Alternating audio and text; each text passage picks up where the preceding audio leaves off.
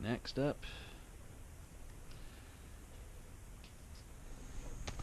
it's David Bowie, Blackstar, released January 8th, 2016, his first #1 album.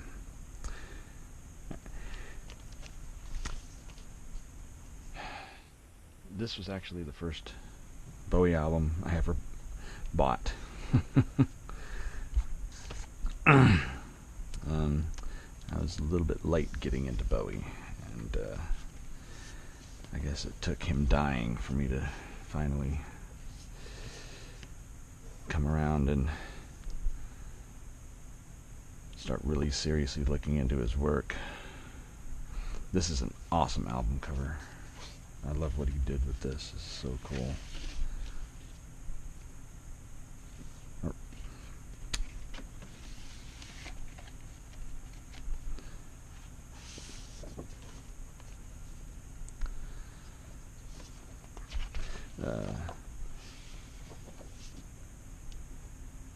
I got this at a Books A Million in Hot Springs. So I got that in Books A Million too.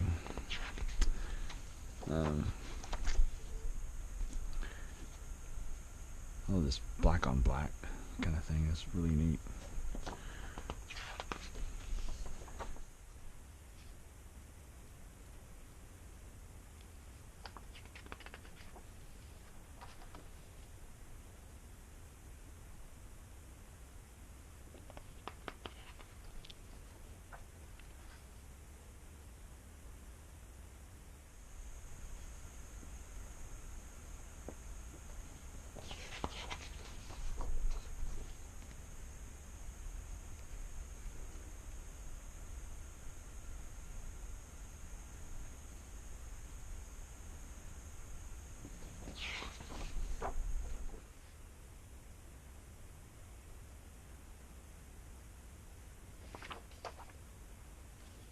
Of course, this is Bowie's final album,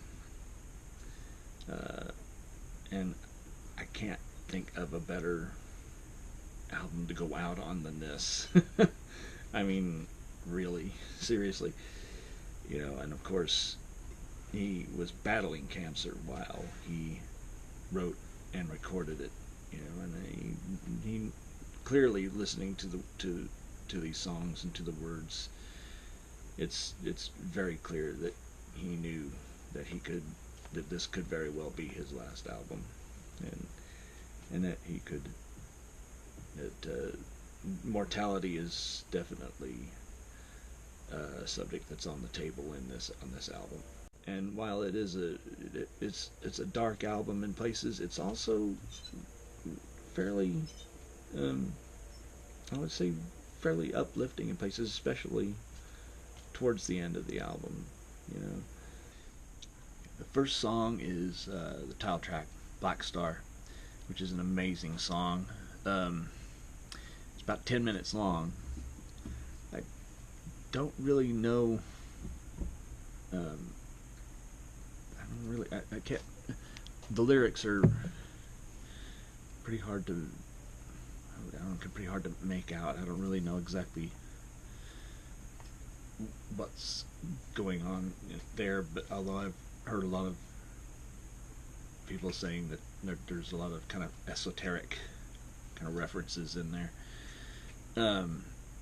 It's a really cool music video that goes with it, which definitely does seem to have some references to Bowie's past. There's a skeleton in an astronaut suit with a jewel-encrusted skull, that I guess probably is supposed to make one think of Major Tom, The kind of way it kind of shifts gears right in the middle is really kind of somber for the first third to half of it, and then it kind of has a kind of a change in the middle of it that I really like.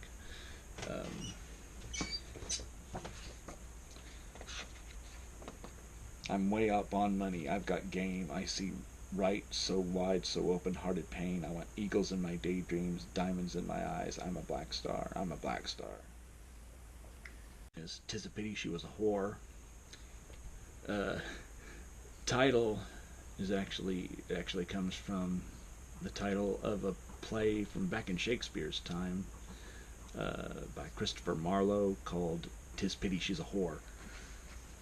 Um, uh, really interesting lyrics on this one. See, man, she punched me like a dude. Hold your mad hands, I cried. 'Tis a pity she was a whore. 'Tis my curse, I suppose. That was patrol. That was patrol. This is the war. That's actually all the lyrics that were printed on this song. There are actually more. There's actually another verse, but interestingly, they chose not to. He chose not to publish that verse. um, anyway, it's a really cool song though. And then we get to Lazarus. Uh, in addition to uh, doing the chart positions for all the albums, I'm also doing the chart positions for any singles that made the Billboard Top 40, and this one did. It reached number 40. It was his first Top 40 single since the 80s, actually, and for very good reason. Um, Another great video for this one. This is just one of those songs where, well, I mean, I don't know what to say other than just quote the lyrics. I mean, it's kind of in the lyrics, really. You know, this way or no way, you know I'll be free, just like that bluebird. Now ain't that just like me? Oh, I'll be free, just like that bluebird. Oh, I'll be free, ain't that just like me? And then we go to side two. And the first song is Sue, or In the Season of Crime. It's a really interesting song. Lyrics seem to be about a man who murders a woman who was, apparently he was in a relationship, but I guess he discovered she was with another man. Instead of him recounting what happened in chronology, it's all kind of fragmented, you know, like probably kind of you know, like the state of his mind at the time is fragmented, and so it's kind of coming through all sort of fragmented, you know, this thing and then that thing that happened earlier and then this thing that happened later. And see, I kissed your face, Sue, I pushed you down beneath the weeds, endless faith in hopeless deeds. I kissed your face, I touched your face, Sue, goodbye. And this song, actually, there's a different version of it that he recorded and released a couple of years earlier on the Best Of album, Nothing Has Changed. And there's a really nice video for that also. And then the next song is Girl Loves Me, which was definitely inspired by A Clockwork Orange, probably more the book than the movie, but based on the sort of slang that the characters use in that book called nadsat. And it just kind of permeates the song. China so sound so titty up this mouth check say party up mooj Nanty Vella set round on Tuesday, real bad dizzy snatch making all the omies mad Thursday, Popo blind to the poly in the hole by Friday, where the did Monday go? That's the main line in the song. It's repeated many, many times, and it is the reason why this album has a parental advisory sticker on it. But then we get to my favorite part of the album, and my two favorite songs, really.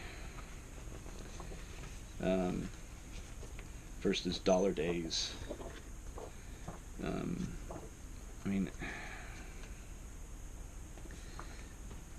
again, it's just, I don't know, the lyrics are just some really beautiful lyrics. I'm falling down, it's nothing to me, it's nothing to see. If I never see the English evergreens I'm running to, it's nothing to me, it's nothing to see. I'm dying to push their backs against the grain and fool them all again and again. I'm trying to. It's all gone wrong, but on and on. The bitter nerve ends never end. I'm falling down. Don't believe for just 1 second I'm forgetting you. I'm trying to. I'm dying to. And then the last song is I Can't Give Everything Away. This is probably my favorite song on here. I'm just going to read lyrics and I'm going to play a clip from it. Really, this is pretty much the whole set of lyrics, minus all the repetitions. I know something's very wrong. The pulse returns, the prodigal sons, the blackout hearts, the flowered news, with skull designs upon my shoes. I can't give everything away. Seeing more and feeling less, saying no but meaning yes. This is all I ever meant. That's the message that I sent. I can't give everything away.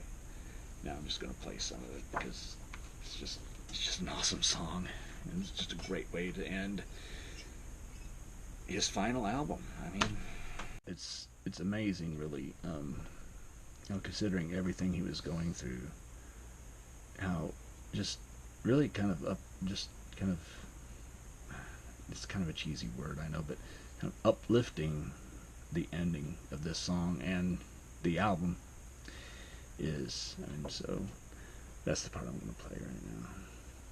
Mr. Prodigal Sons, with blackouts, hearts, flowered news, with skull designs upon my shoes. I can't give everything. I can't give everything.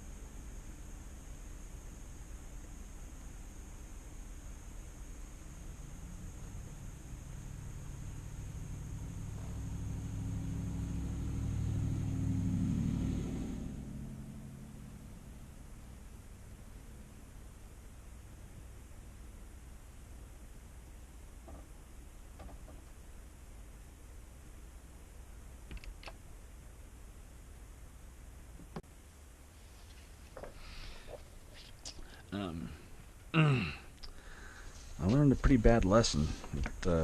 My first copy was my first LP copy was when I bought it. Books A Million. I think I got this at Books A Million too, but This was the first copy. And my room gets pretty hot even when the air conditioner's on. And I guess I left it sitting out. Not sitting, that was in the album cover. I mean, it was inside here, but I don't know if you can see that or not, but that warp is bad enough that that the needle jumps off the record every time it hits it. Don't leave your records out. And don't think that because your record is 180 grams that it's not going to warp, because it will.